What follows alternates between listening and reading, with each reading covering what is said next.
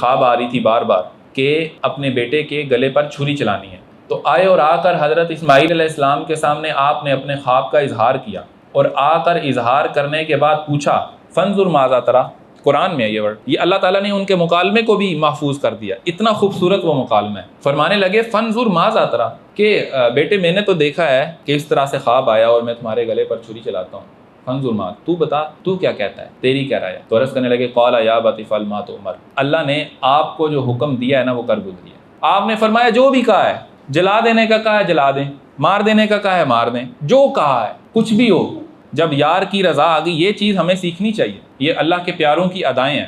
ہم پر مصیبت آتی ہے نا تو ہم لڑ پڑتے ہیں اللہ سے کہ میرے نال ہی انج ہونا سی، بھائی میں ہی رہ گیا سی دنیا 'چ، مجھے ہی نوکری نہیں ملتی، میرے پاس ہی پیسے تھوڑے ہیں، میں ہی غریب ہوں، مجھے ہی لاس ہوتا ہے ہمیشہ، ابھی تو ہمارا کچھ گیا ہی نہیں ہے۔ آدمی سارا کا سارا گھر اور سارا کا سارا مال لگا کے نا اولاد کی بیماری ٹھیک کرتا ہے۔ آپ سمجھتے ہیں اس چیز کو؟ جن کی اولاد ہے نا وہ سمجھیں، بندہ سارا مال لگا دیتا ہے، بندہ کہتا ہے میرے بچے کو تکلیف نہ ہو، اور جب حکم آئے کہ جو اولاد ہے اسی کو قربان کرنا اور خود چھری چلانی ہے، بھائی امتحان چھوٹا نہیں ہے اگر آپ سمجھیں تو لیکن بیٹے کا جواب بھی بڑا خوبصورت ہے نا، قال یا ابت افعل ما تؤمر، بابا جان جو اللہ نے حکم دیا وہ آپ کر گزری۔ یہاں پر سیدی امام فخر الدین رضی اللہ عنہ نے بڑی خوبصورت بات لکھی، آپ فرماتے ہیں کہ حضرت ابراہیم علیہ السلام بھی اللہ کے نبی ہیں، حضرت اسماعیل علیہ السلام بھی اللہ کے نبی ہیں، لیکن حضرت ابراہیم علیہ السلام ابھی پوچھ رہے ہیں کہ کیا کرنا چاہیے، یہ اسماعیل علیہ السلام کو اتنا فہم کیسے آیا کہ انہوں نے بابا کو بتایا کہ جو اللہ کہہ رہا ہے وہ کر گزریے، یہ اتنا فہم ان کے پاس کیسے آیا؟ آپ فرماتے ہیں کیونکہ جو نور رسالت تھا، جو نبی علیہ السلام کا نور مبارک تھا، وہ حضرت ابراہیم سے حضرت اسماعیل میں منتقل ہو چکا تھا، کیونکہ وہ نور آگے چلنا تھا، یہ اس نور کا فہم تھا کہ وہ سمجھ گیا تھا کہ حکم کیا آیا ہے۔ تو آپ نے جب اپنی خواب کا اظہار کیا تو آپ نے کہا یا ابت افعل ما تؤمر ستجدنی ان شاء اللہ من الصابرین، آپ مجھے صبر کرنے والوں میں سے پائیں گے۔ پھر وہ معاملہ ہوا، آپ نے چھری چلائی، مینڈا لا کے رکھا گیا، اللہ نے فرمایا وفدیناہ بذبح عظیم، ہم نے اسماعیل کے فدیہ میں ایک عظیم قربانی کو رکھا، اسماعیل کی قربانی کے عوض ایک جو فدیہ دیا وہ عظیم قربانی کو رکھا، وَتَرَكْنَا عَلَيْهِ فِي الْآخِرِينَ، اور ہم نے بعد والوں پر وہ قربانی چھوڑ دی۔ یہ وہ راز ہے، اگر کوئی جاننا چاہے تو انتہائی خوبصورت ہے۔ یہ اس مقام پر جب سیدنا ابراہیم علیہ السلام چھری چلا رہے تھے تو آپ جانتے ہیں کہ حضرت اسماعیل علیہ السلام سے حضور کی نسل نے چلنا تھا، آقا علیہ السلام کا نور مبارک یہاں سے منتقل ہونا تھا، تو باطن میں حضرت امام حسین رضی اللہ عنہ آپ کی روح نے اللہ کی بارگاہ میں یہ عرض کی تھی کہ ان کے بدلے میں خود بھی کٹوں گا اور اپنا خاندان بھی کٹواؤں گا، تو اس کے عوض یہ قربانی آپ نے قبول کی تھی۔ اسی لیے علامہ اقبال نے اس راز سے پردہ اٹھایا ہے، کہتے ہیں غریب سادہ اور رنگی ہیں داستان حرم، نہایت اس کے حسین ابتدا ہے اسماعیل۔ اس لیے حضور فرمایا کرتے تھے حسین منی وانا من حسین، حسین مجھ سے ہے، میرا خون ہے، وانا من حسین، میں حسین سے ہوں، کہ اسماعیل کی جگہ قربانی امام حسین نے دی ہے تو یہ نسل چلی ہے نا۔ تو یہ اس حدیث کا معنی ہے، جو ایک عام ایمان والا ہے کیا اس کو اپنی اولاد سے بڑھ کر حضور سے محبت ہے؟ اپنی اولاد سے بڑھ کر حضور سے محبت نہیں کرے گا تو پھر تو ایمان والا ہی نہ ہوا۔ تو ہر چیز سے بڑھ کر جب حضور سے پیار ہو جائے گا تو پھر ہی اس کا ایمان کامل ہو جائے گا۔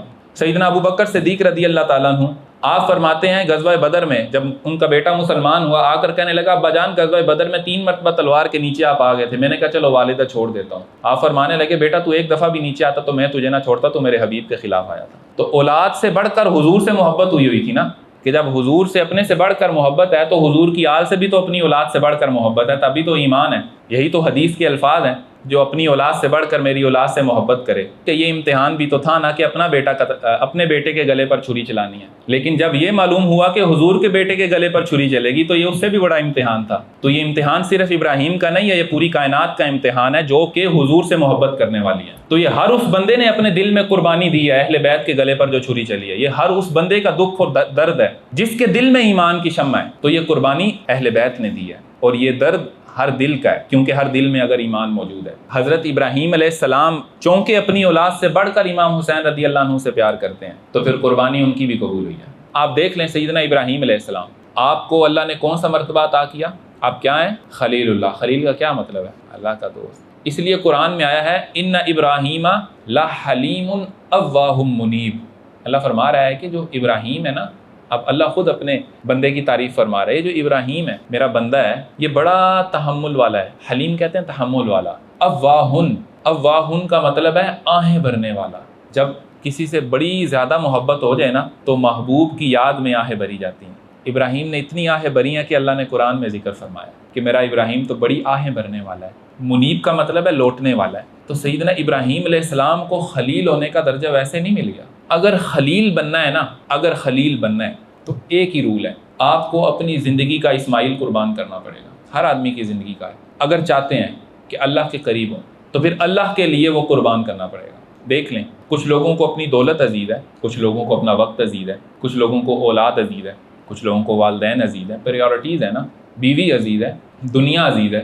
حضور نے کیا ارشاد فرمایا؟ اللہ کے حبیب نے ارشاد فرمایا ہے لا یؤمن احدکم حتی اکون احب الیہ من والدہ ووالدہ والناس اجمعین۔ ٹھیک ہے، تمہیں محبتیں ہوں گی، دنیا سے محبت ہوگی، والدین سے محبت ہوگی، اولاد سے محبت ہوگی، ہر چیز سے محبت ہوگی، لیکن ایمان کی دولت اسی کے دل کو ملی ہے جس کو ہر چیز سے بڑھ کر مجھ سے محبت ہوئی ہے۔ ذوالحجہ کی جو پہلی 10 راتیں ہیں اور پہلے 10 دن ہیں، ان کے اندر بڑی فضیلتیں رکھ دیں۔ ہم یہ سمجھتے ہیں کہ شاید جو لیلۃ القدر ہے، لیلۃ القدر کتنی بڑی رات ہے نا؟ اب لیلۃ القدر جو ہے وہ رمضان کی آخری 10 دنوں میں طاق راتوں میں تلاش کرنی ہوتی ہے، پھر ان طاق راتوں میں سے بھی کوئی ایک ہوگی، اور پھر جس کو ایک دفعہ مل جائے اور اس میں اس نے اللہ سے مانگ لیا تو اللہ ضرور عطا فرماتا ہے، اور وہ رات 1000 راتوں سے بہتر ہے، 1000 راتوں سے بہتر ہے۔ وہ ایک لیلۃ القدر کو ڈھونڈنا پڑتا ہے۔ ترمذی شریف کی روایت ہے، اللہ سبحانہ ہوا تعالیٰ کے حبیب نے ارشاد فرمایا، اللہ نے یہ 10 راتیں دی ہیں، یہ ذوالحجہ، یہ پہلے عشرے کی 10 راتیں ہیں، جو ان راتوں میں عبادت کرے گا اللہ اسے لیلۃ القدر کا ثواب عطا کرے گا۔ ہر رات لیلۃ القدر آپ کو ملنے لگی ہے۔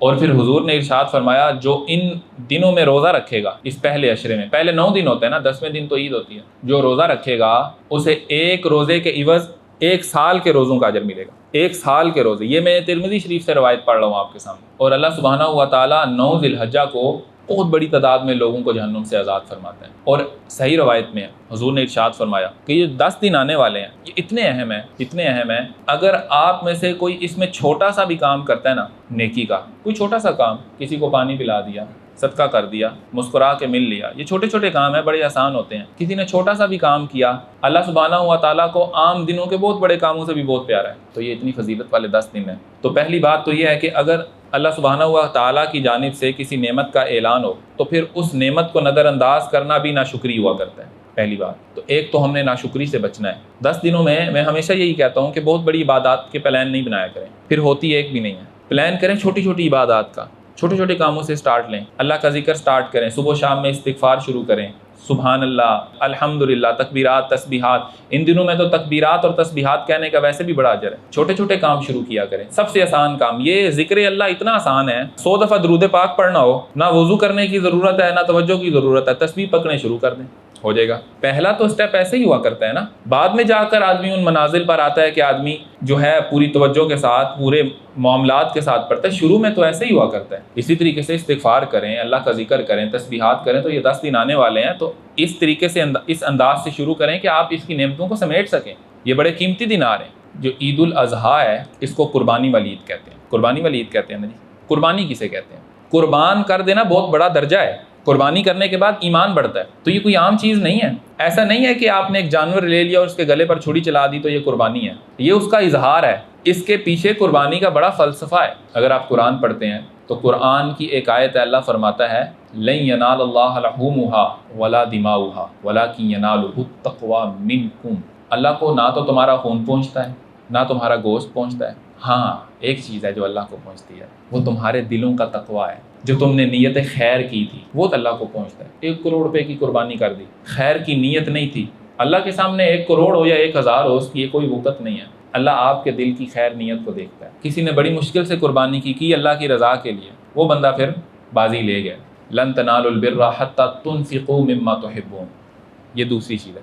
اس وقت تک بر کو، نیکی کو، اس کی ٹھنڈک کو نہیں پا سکتے جب تک تم وہ چیز اللہ کے راستے میں نہیں دو گے جو تمہیں سب سے زیادہ محبوب ہے، جس سے تم سب سے زیادہ محبت کرتے ہو۔ جب اسے تم اللہ کے راستے میں دیتے ہو نا تو پھر تم نیکی کو پا لیتے ہو۔ تو یہ 2 چیزیں سمجھ آ گئی قربانی میں۔ ایک تو آپ کی نیت خیر دیکھی جائے گی، اور ایک یہ دیکھا جائے گا کہ کتنی محبوب چیز قربان کی ہے۔ تو یہ جو ہمارے پاس مہینہ آیا ہے، ہمارے لیے ضروری ہے کہ اس مہینے میں جہاں پر آپ کو یہ ظاہری قربانی نظر آ رہی ہے نا، وہیں پر آپ نے اپنے اندر سے اپنے نفس کو بھی قربان کرنا ہے، اس پر بھی چھری چلانی ہے۔